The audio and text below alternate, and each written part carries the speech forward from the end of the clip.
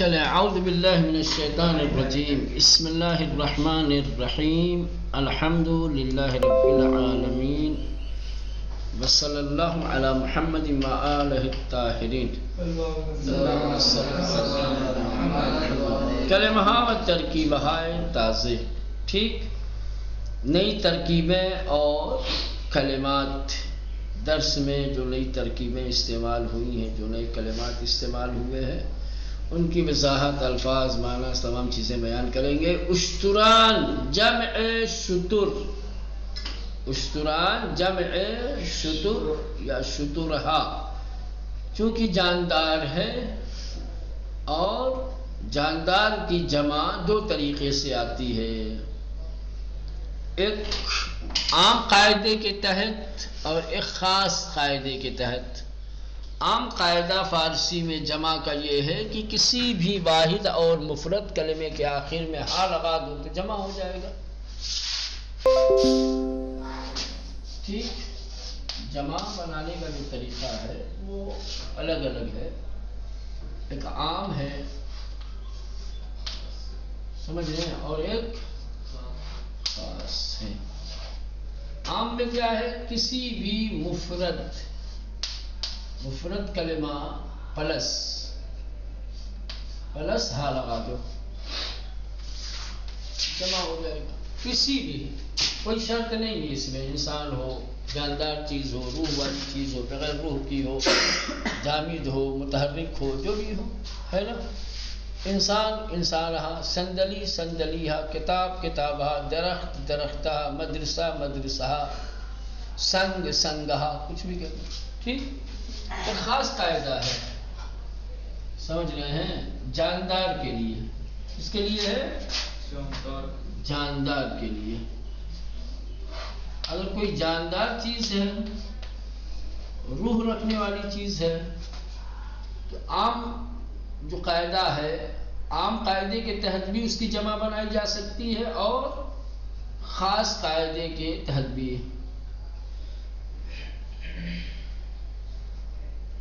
خاص قاعدے کے تحت کیا بنے گی، الف نون اضافہ کر دو. پہلے مفرد پلس الف نون.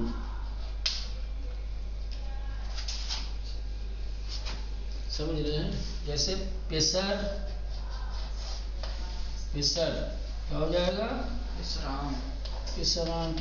اس قاعدے کے تحت بھی کہہ سکتے ہو پسرہا یا پسران. دختر دختران، مرد مردان، خانم خانمان، آقا آقایان. ٹھیک، شتر شتران، سگ سگان. ٹھیک، یہ ایک ہے جمع شتر، اشتران، شترہا اونٹ. عزد یعنی خدا، پروردگار ہے نا. ہمارے اردو میں بھی بولا جاتا ہے بارگاہ عزدی میں، کہتے ہیں بارگاہ عزدی میں دعا کرتا ہوں. بارگاہ عزدی میں یعنی خدا کی بارگاہ میں دعا کرتا ہوں. چلے، بار الہا اے خدا، منادا ہے. کیا ہے، عربی میں جیسے کہا جاتا ہے یا اللہ، اردو میں کہا جاتا ہے اے اللہ، فارسی میں کہا جاتا ہے بار الہا. بار الہا یعنی اے خدا. بر ساختند یعنی ساختند بنانا، بر ساختند یعنی ساختند، یہ بر اضافی ہے بنانا. بر کے گودیے کوچک و کم عمقی از زمین کی درآن آب جمع شده باشد. آبگیر، گودیے کوچک ایک چھوٹا گڈھا، و کم عمقی اور کم گہرائی والا، از زمین زمین کا کم گہرائی والا چھوٹا گڈھا، کہ درآن آب جمع شده باشد، کہ جس کے اندر پانی جمع ہوا ہو، اکٹھا ہو. آبگیر، آبگیر بھی کہتے ہیں. آبگیر پانی رکنے کی جگہ، پانی ٹھہرنے کی جگہ. جہاں سرازیری ہو، جہاں گڈھا ہو. پانہاد، پانہاد یعنی پا گزاشت، رفت. پانہاد یعنی پا گزاشت، پیر رکھا، رفت یعنی چلا گیا. تبار اصل و نسب، نجات خانوادے. تبار یعنی اصل و نسب یعنی خاندان، خانوادہ، قبیلہ ہے نا، یہ سب. جانب یعنی طرف، سو. جہاز، جہاز یعنی اسباب و لوازم، ساز و برگ. جہاز یعنی اسباب و لوازم، سر و سامان جس کو ہمارے اردو میں کہتے ہیں. ہاں، اسباب و لوازم، ساز و برگ، ساز و سامان، اسباب و وسائل. ٹھیک، یہ اس طریقے کے. رفتگان، دیکھیں یہ بھی جمع ہے رفتے کی. رفتے، اس کا مفرد کیا ہے؟ رفتے. اب یہ ایک اور قاعدہ بتا دوں آپ کو فارسی میں جمع بنانے کا. ایسے کلمات کہ جن کلمات کے آخر میں ہا ہو. ایسا کلمہ کہ جس کلمہ کے آخر میں یہ ہوتا ہے، جیسے رفتے، رانندے. ٹھیک، اس طریقے کے کلمات جن کلموں کے پرندے، جس کلمے کے آخر میں ہا ہو، اس کی جب جمع بنائی جاتی ہے تو ہا کو حذف کر کے آخر میں گان لگا دیتے ہیں. کیا لگاتے ہیں؟ یہ کیا ہو جائے گا؟ رفتگان. ٹھیک، رانندے کیا ہو جائے گا؟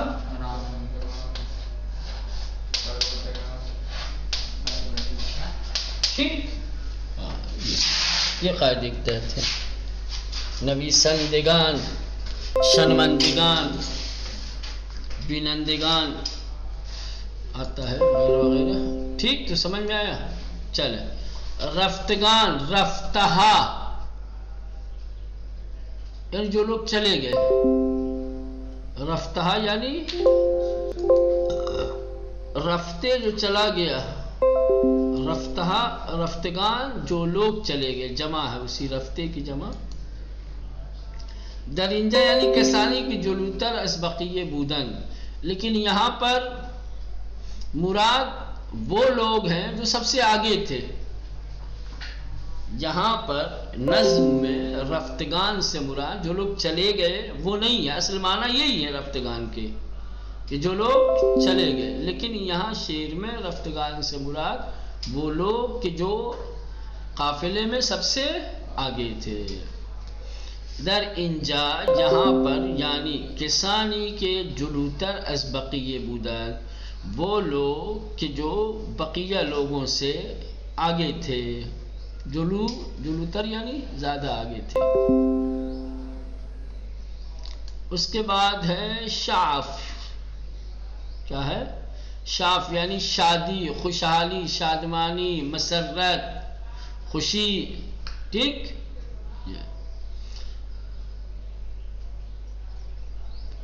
فضون، افزون، بیشتر، اضافہ،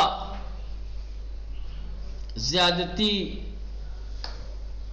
ٹھیک، فضون یعنی افزون، بیشتر یعنی زیادہ ہونا، بڑھ جانا. ٹھیک.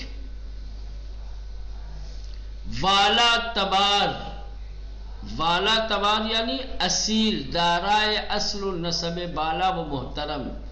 اصیل جس کا حسب و نسب بڑا اونچا ہو، محترم اور عزت دار خاندان کا ہو، اس کو کہا جاتا ہے والا تبار. ہمراہان، مخفف ہمراہان. ہمراہان یہ کیا ہے؟ مخفف ہے. کس کا؟ ہمراہان کا، ساتھی.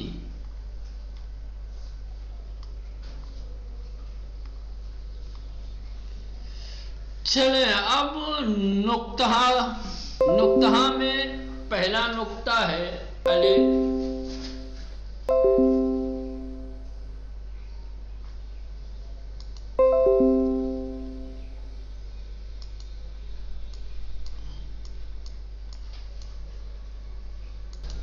چلے نقطہ میں پہلا نقطہ الف بے گرفت، بے نشست، جیم بے زد، ٹھیک، با توجہ به کلمه های بالا میبینیم که به دلیل ضرورت شعری حرف ب بر سر ماضی ساده در آمده است ولی معنی آن تغییر نکرده است.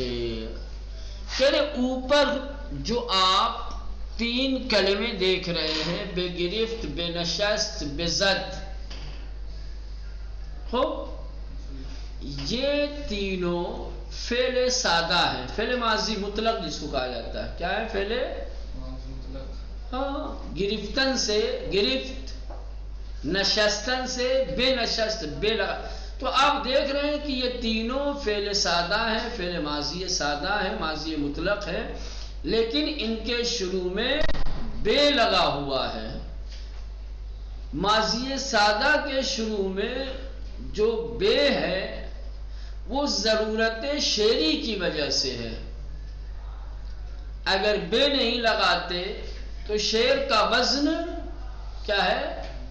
صحیح نہیں ہوتا. شعر کا وزن صحیح کرنے کے لیے ضرورت شعری کی وجہ سے ماضی سادہ کے شروع میں بے لگایا گیا، لیکن اس بے کے لگنے سے معنی میں کوئی تبدیلی. اور نتیجہ کیا نکلا؟ نتیجہ یہ نکلتا ہے کہ کبھی کبھی ضرورت شعری کی وجہ سے ماضی سادہ کے شروع میں بے کا اضافہ کر دیا جاتا ہے، اور اس بے کے اضافے سے معنی میں کسی طریقے کی کوئی تبدیلی نہیں آتی. یہ یاد رکھیے پتا، ٹھیک.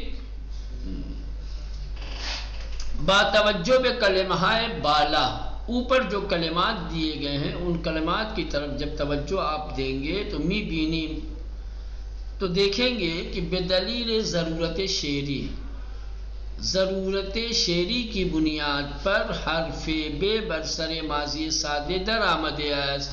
حرف بے ماضی سادہ کے شروع میں آیا ہوا ہے، بے گرفت، بے نشست، بے زد، ولی معنی آن تغییر نہ کرتے است، لیکن ماضی سادہ کے معنی میں کوئی تبدیلی نہیں آئی ہے. چلے نقطہ دو، نقطہ دوم، دوسرا نقطہ لطفاً توجہ کنید، برائے مہربانی توجہ فرمائیں.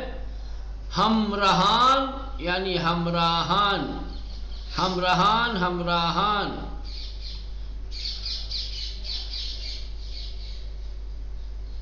پیغمبر در محلی توقف کردند. پیغمبر نے ایک جگہ پر توقف کیا، پیغمبر ایک جگہ پر ٹھہرے. ماہ ماہ،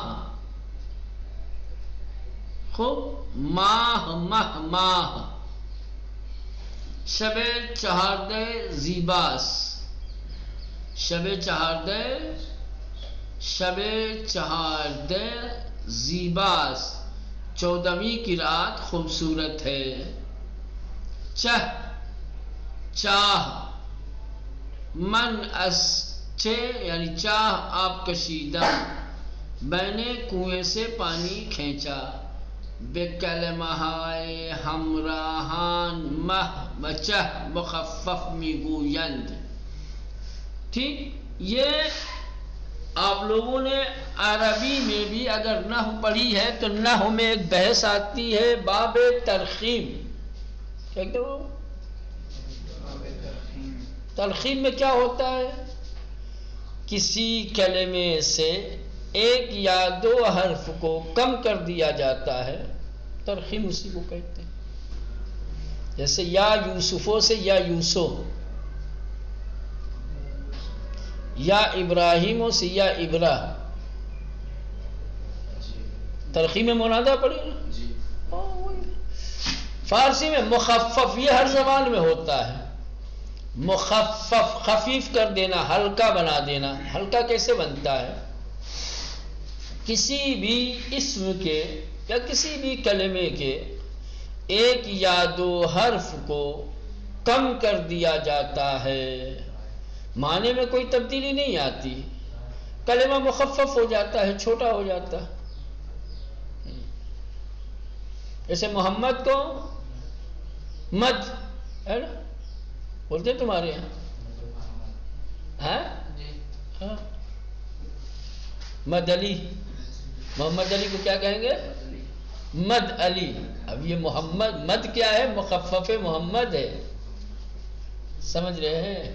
ہاں تو فارسی زبان میں اس طریقے کے کلمات آپ کو مل جائیں گے کہ جو مخفف کر دیے گئے ہیں. مخفف جو استعمال ہوتے ہیں دونوں طریقے سے استعمال ہوتے ہیں. اب یہ جو مثالیں یہاں دی ہیں وہ مخفف کی، جیسے دیکھیں ہم رہان، یہ اصل میں تھا ہم راہان، الف کو ہٹا دیا.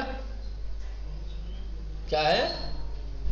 اصل تھا ہم راہان، یہ جو بریکٹ میں ہے سمجھ رہے ہیں بالکل لاسٹ میں،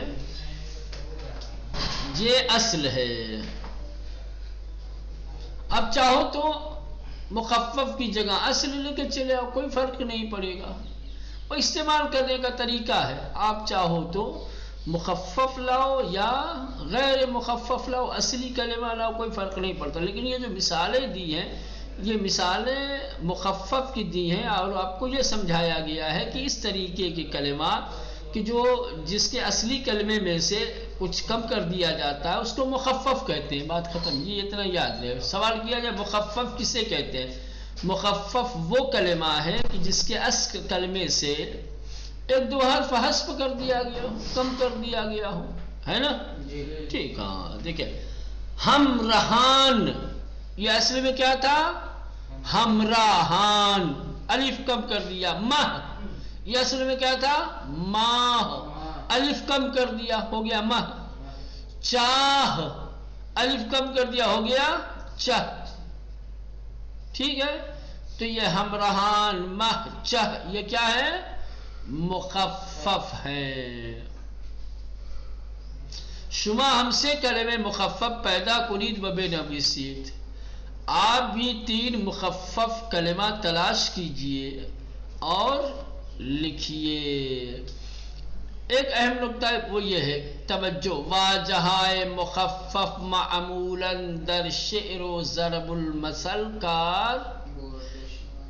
کاربرد دارن. توجہ رہے کہ مخفف کلمات عام طور سے زیادہ تر شعر اور ضرب المثل میں استعمال کیے جاتے ہیں. ضرب المثل جو اپنے یہاں نہیں کہاوتیں ہیں، سمجھ میں آئے آپ کو؟ ضرب المثل ہاں، ہر کے حساب اس پاکس از محاسبے چے باکس، ہے نا؟ تمہاری ہر زبان کی اپنی اپنی ضرب المثل ہوتی ہے، سمجھ رہے ہیں؟ ہاں. کہاوتوں میں، ضرب المثلوں میں اور اشعار میں مخفف کلمات کا استعمال ہوتا ہے. عام بول چال میں مخفف کلمات کا استعمال شاذ و نادر ہے. چلیں بس یہ ہو